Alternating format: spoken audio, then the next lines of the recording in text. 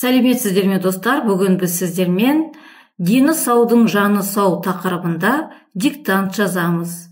Барлығы мәтінде 63 сөз және диктант 4-ші сынып оқушыларына арналған. Дені саудың жаны сау. Денсаулық табиғаттың ең қымбат сыйы. Денсаулықты сақтау үшін тамақтану керек. Уақытында демалу керек. Дене шынықтырумен айналысу керек. Денсаулықты сақтауда дұрыс тамақтанудың маңызы зор. Спортпен айналысу денсаулықты жақсартады. Спорттың ең қарапайым түрі жүгіру. Денсаулықтың бірінші жауы темекі, спирт ішімдіктері. Ешкімге жамандық жасама. Жүзіңнен әрқашанда күлкі кетпесін. Адам күлген сайын ағзадағы шылақтар сыртқа шығады. Таңертеңгілік тамақты ішкен оқушы сабақты жақсы оқиды. Сондықтан да таңғы асты тастама. Осымен достар, мәтінмен таныс болдық. Енді диктантымызды жазуға кірісеміз. Алдымен тақырыбын жазамыз. Дені саудың жаны сау. Жазамыз. Дені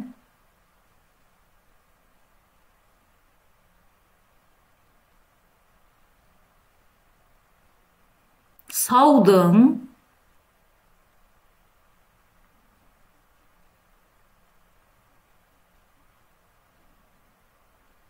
жаны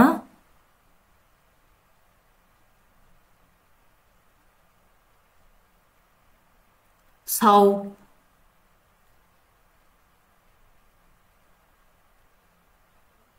Сөйлемді тексереміз. Дені саудың жаны сау. Бірінші сөйлем. Денсаулық табиғаттың ең қымбат сыйы. Жазамыз. Денсаулық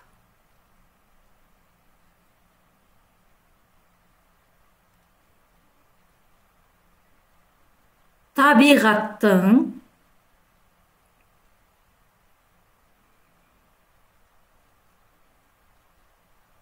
ең қымбат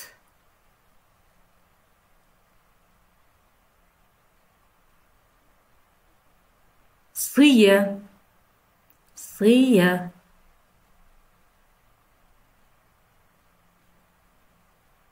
Сөйлемді тексереміз. Денсаулық табиғаттың ең қымбат сыйы. Келесі сөйлем. Денсаулықты сақтау үшін тамақтану керек, уақытында демалу керек, дене шынықтырумен айналысу керек. Жазамыз. Денсаулықты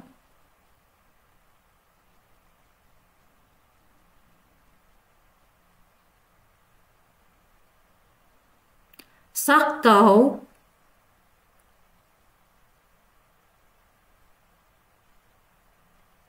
үшін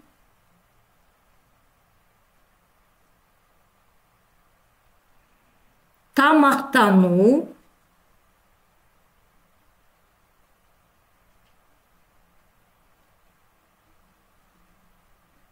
керек.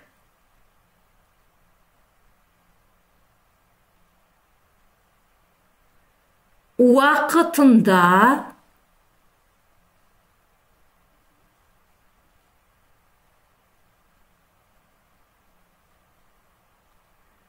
демалу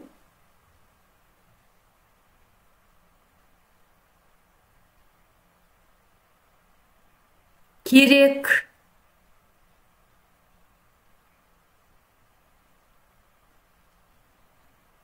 Дене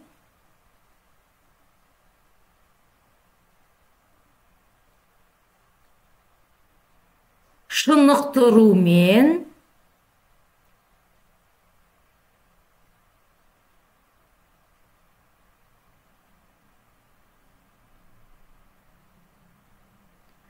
айналысу,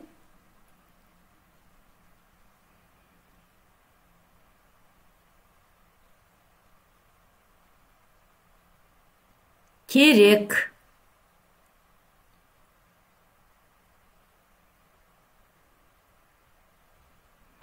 Сөйлемді тексереміз.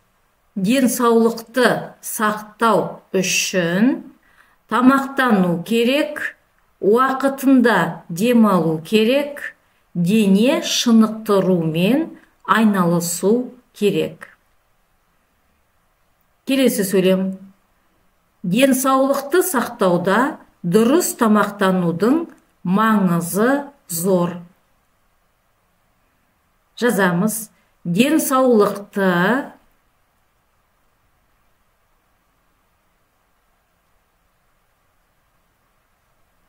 сақтауда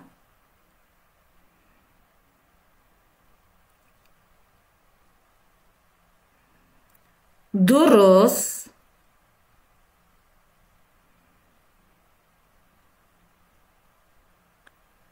тамақтанудың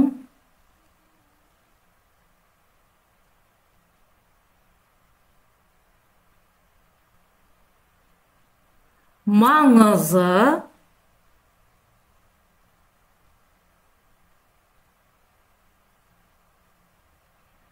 зор.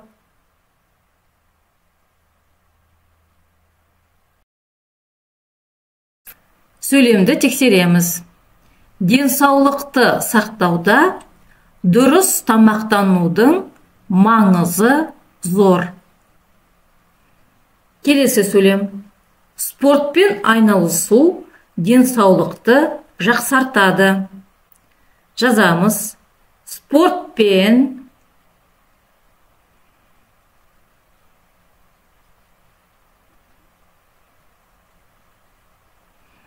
айналысу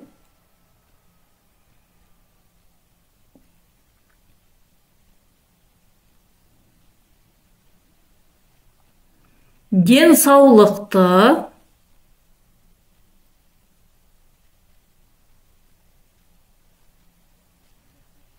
жақсартады. Жақсартады.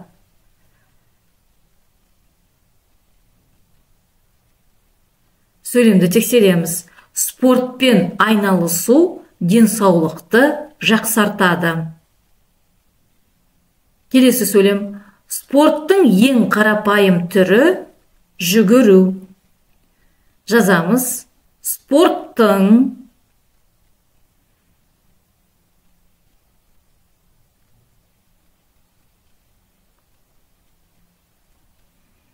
ең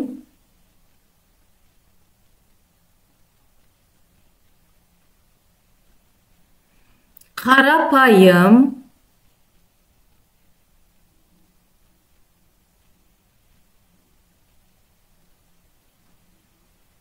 түрі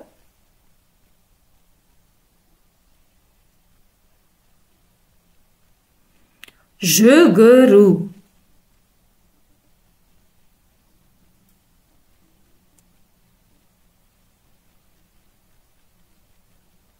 Сөйлемді тексереміз.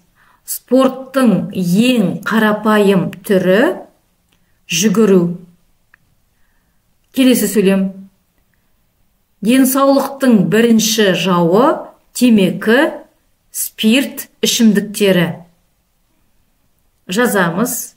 Денсаулықтың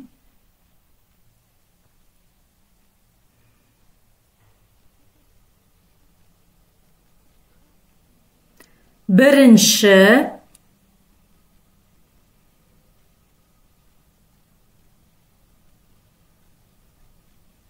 жауы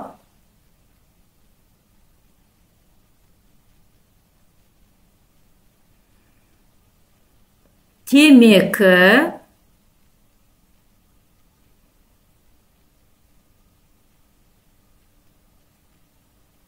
спирт,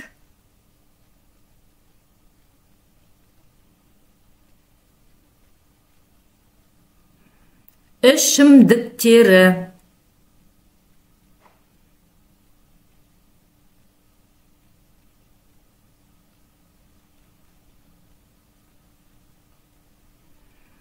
Сөйлемді тексереміз.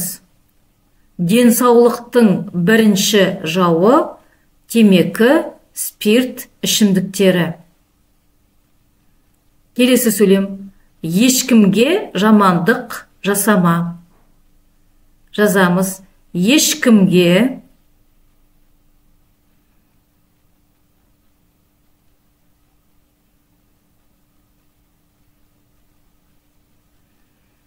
жамандық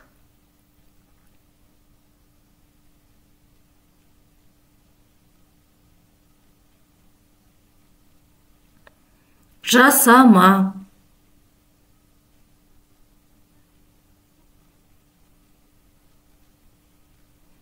Сөйлемді тексереміз.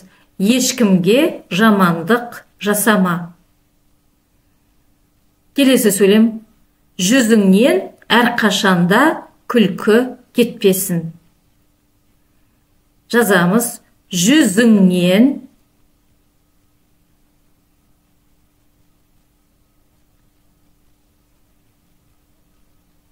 әрқашанда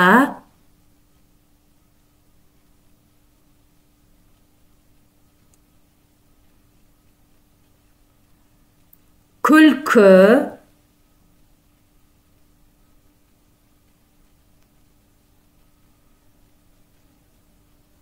кетпесін.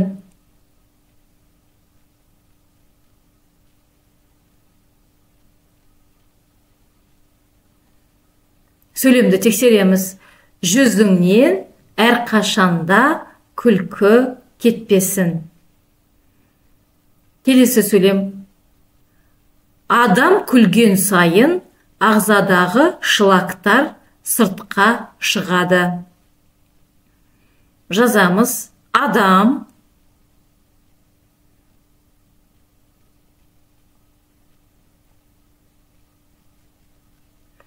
күлген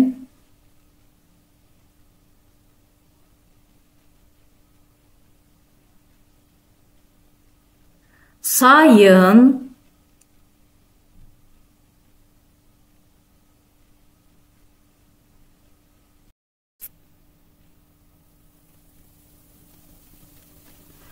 ағзадағы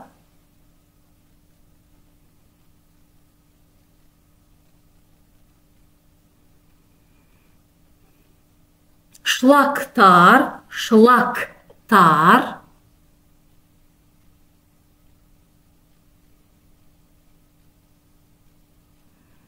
сыртқа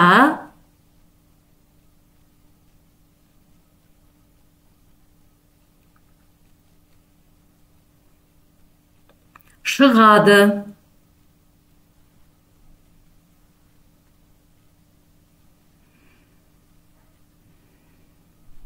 Сөйлемді тексереміз.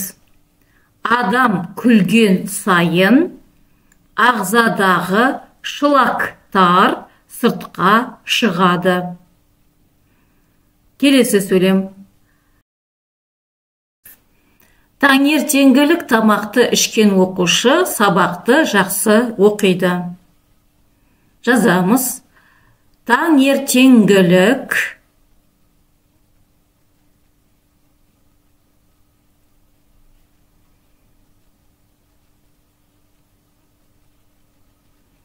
тамақты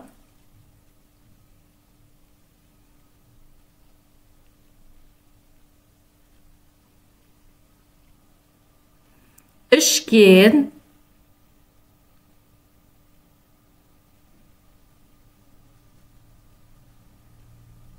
оқушы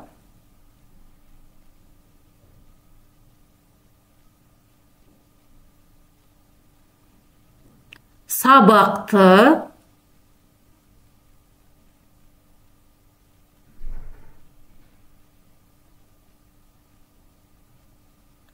жақсы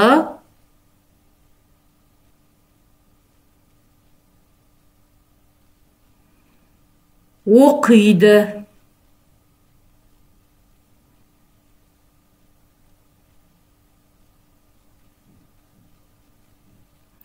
Сөйлемді тексереміз.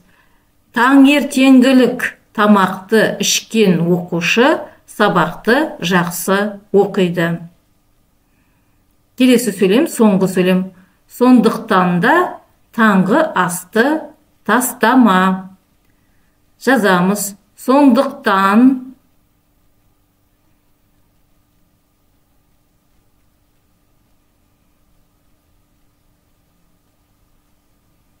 да таңғы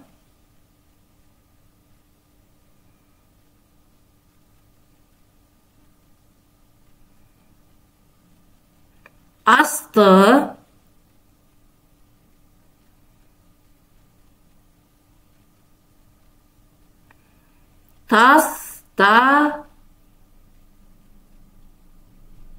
тастама.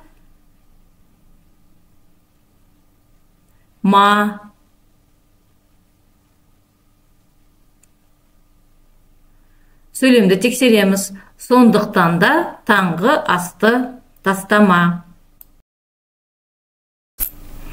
Осымен достар, диктантымызды жазып аяқтадық. Енді мен мәтінді қайталап толық оқып шығамын. Содан соң экранға мәтіннің толық нұсқасы шығады. Өздеріңізді тексеріп алыңыздар. Каналға жазылып, лайк басып, және де өз пікірлеріңізді жазыңыздар. Көп рахмет. Дені саудың жаны сау. Денсаулық табиғаттың ең қымбат сыйы. Денсаулықты сақтау үшін тамақтану керек. Уақытында демалу керек.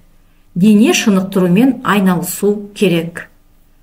Денсаулықты сақтауда дұрыс тамақтанудың маңызы зор. Спортпен айналысу денсаулықты жақсартады. Спорттың ең қарапайым түрі жүгіру. Денсаулықтың бірінші жауы темекі, спирт ішімдіктері. Ешкімге жамандық жасама. Жүзіңнен әрқашанда күлкі кетпесін. Адам күлген сайын ағзадағы шылақтар сыртқа шығады. Таңертеңгілік тамақты ішкен оқушы сабақты жақсы оқиды. Сондықтан да таңғы асты тастама.